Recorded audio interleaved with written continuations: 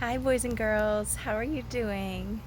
I really do miss seeing you at church, and we are going to be doing something wonderful to wrap up our summer so that we can see you a little bit.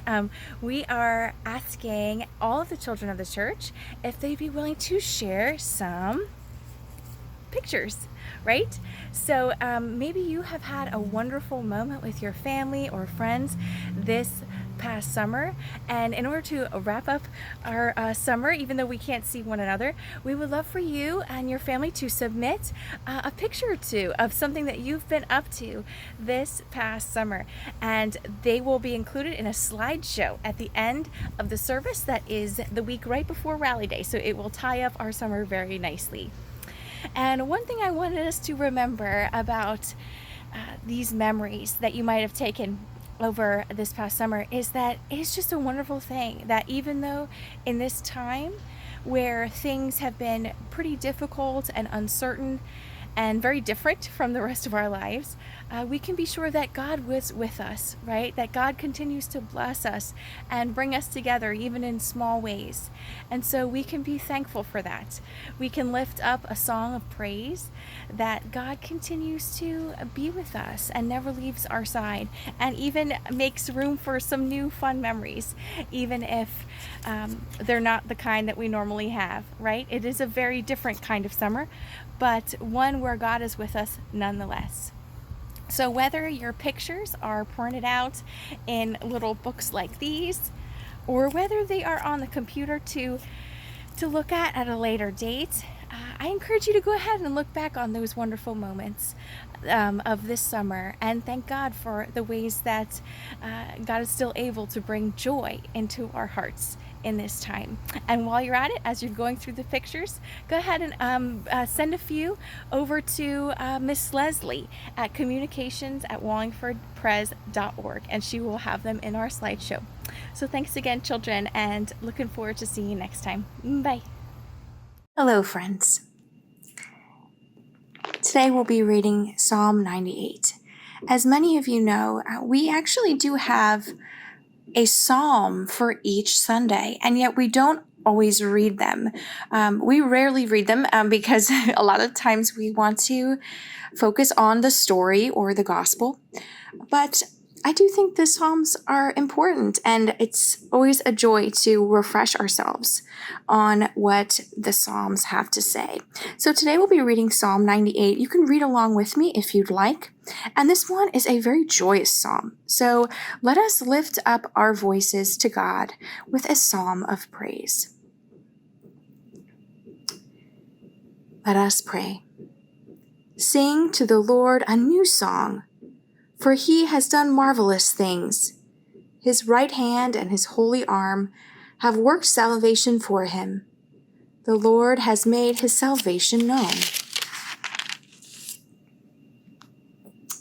and revealed his righteousness to the nations. He has remembered his love and his faithfulness to the house of Israel. All the ends of the earth have seen the salvation of our God. Shout for joy to the Lord, all the earth. Burst into jubilant song with music. Make music to the Lord with the harp and the sound of singing, with trumpets and the blast of the ram's horn. Shout for joy before the Lord, the King. Let the sea resound and everything in it, the world and all who live in it. Let the rivers clap their hands. Let the mountains sing together for joy. Let them sing before the Lord, for he comes to judge the earth. He will judge the world in righteousness and the peoples with equity. Amen. Thank you for joining me for a psalm today, and I look forward to praying with you next time. Bye-bye. Hello, friends. It's good to be with you once again on this Thursday evening for some reflections and some thoughts and a bit of music from Lee and a children's message from Pastor Taylor. Today I wanted to share with you a few pages from a book by Barbara Brown Taylor called Learning to Walk in the dark. I think that as we continue our walk through certain darkness through this pandemic, some of the things that she shares have in me have sort of challenged me to think a bit about this time and my journey through this time, and I hope that you'll feel the same after I share these words. She begins with a quote from the prophet Isaiah from chapter 45, verse 3. I will give you the treasures of darkness and riches hidden in secret places, so that you may know that it is I, the Lord, the God of Israel, who call you by your name. She then goes on to say, come inside now, it's getting dark. That is my mother speaking, saying the same thing she said every night when she looked out at the kitchen window and saw that the sun was going down. It did not matter whether the window was in Kansas or Ohio, Alabama or Georgia. Dark was dark, and she wanted her children inside. It must have cost her a lot to call us, since it meant that the quiet house would soon be filled with the noise of 3 small, loud girls. But she did it anyway. She loved us enough to let us play outside until the cicadas cranked up and bats started swooping through the sky. Then she loved us enough to call us inside so that nothing bad would happen to us in the dark.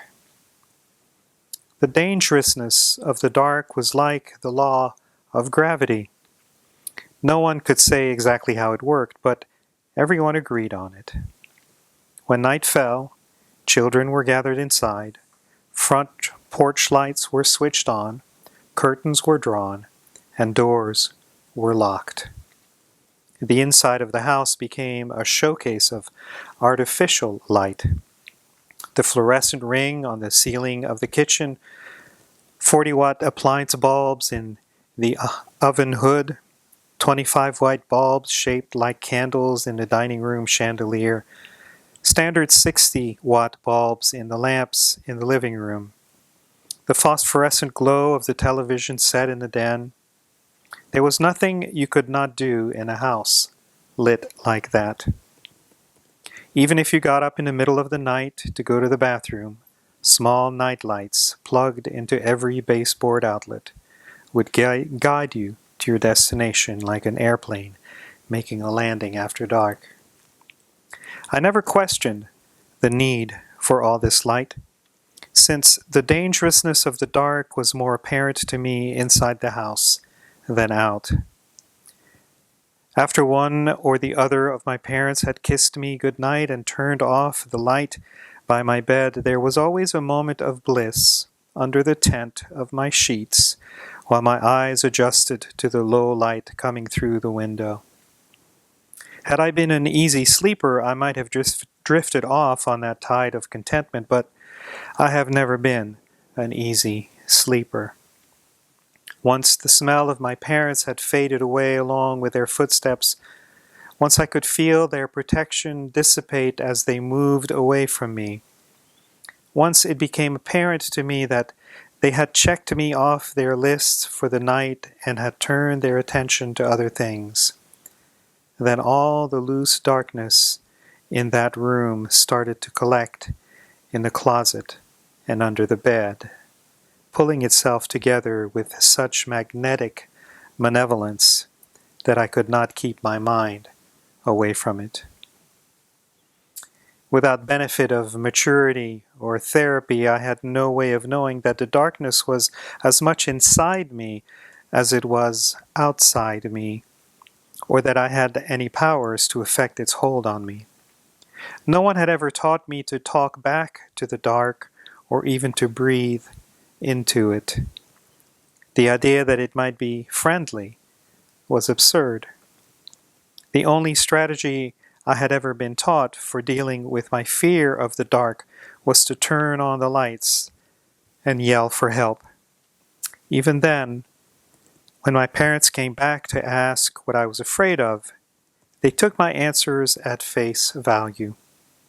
"There are no monsters under your bed," they assured me, getting down on their knees to look. "There are no witches in your closet," they said, opening the door to show me, as if scientific proof would make a bit of difference once they had turned out the lights and left the room again. Since I am only 5 years old, in this memory there is no telling what I might have said if they had asked me what color the monster's eyes were, or what the witches were planning to do to me.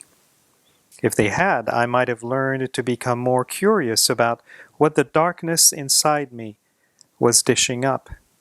I might have learned to look more deeply instead of looking away. But one thing my parents and I shared was the wish for a quick fix. They wanted to get back to whatever they were doing in the living room, and I wanted to stop being afraid. So we settled on a solution that worked for both of us. Eliminate the darkness, leave a light on in my room at night, so that it was never dark. She goes on to talk about the darkness that we all face. And I can't get into that tonight, but if you're interested, the book is called Learning to Walk in Darkness by Barbara Brown Taylor. As I reread these pages, it reminds me of the darkness that we find ourselves in and how uncomfortable we are as we walk through this particular darkness created by the pandemic and all of the various other things that have happened in our lives because of it. I found this part of these few pages to be particularly telling.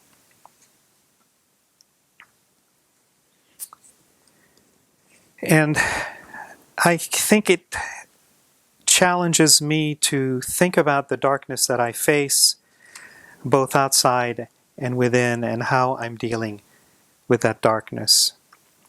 But I'm also reminded that in the midst of the darkness, God is never absent. We may find Him, her, God, to be absent as we perceive that absence, but God is never absent from us and continues to walk with us always. I don't know about you, but I grow weary of this time, and I am ready for it to be over. But there's every indication at this point in time in our lives to show that it's not over and probably will not be over for some time. So I think the challenge for us then becomes not turning on a light, as Barbara Brown describes, but how do we deal with the darkness? What do we do as we journey through this darkness? And do we do so by continuing to live in fear, or do we do so by facing the darkness within? So lest I be misunderstood, I'm not talking about being foolhardy and reckless and not abiding by the directives and the good counsel of our health professionals. I think we need to continue to do that. But I do think that we also need to think about and ponder the fears that we have and how we might turn on a light, metaphorically speaking, to the fears that exist in our lives right now, as we continue to put our trust and our faith in a God who loves us beyond our own imagining. We'll probably talk some more about that in the next few weeks and perhaps months as we continue to walk through this present darkness with one another. I'll tell you that I find a great deal of comfort in knowing that you are there, my community of faith, that I know that I can rely on you as a friend and as a pastor.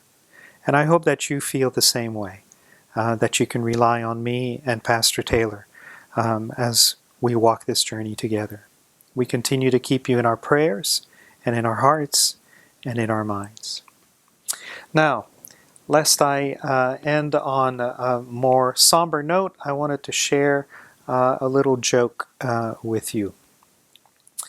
So there was in a small village a pastor who befriended the new doctor in town, and they became very close with one another and started to do referrals to one another. And as it so happens, one week the pastor received a referral from the doctor, and this new member came to the pastor and said, my doctor prescribed that I should read your last 4 sermons. Well, the minister was quite touched by this, and of course printed copies of the last 4 sermons that they had preached, and graciously offered them to this new member. It wasn't until later that he found out that the prescription was to deal with this particular patient's insomnia. I hope that my sermons don't put you to sleep, and I hope that you'll keep finding a sense of joy and find the places in your life where you can laugh. Blessings, my friends. We're back at work, so to speak, in ministry and mission together. This Sunday there will be a new order of worship and service available on YouTube. Pastor Taylor will be preaching with us. Lee is back at the keyboards and will be gracing us with some beautiful music, as well as others in our congregation. Have a good night, and be assured of God's love for you, and find strength in that and in walking together as a community of faith. God bless you, and good night.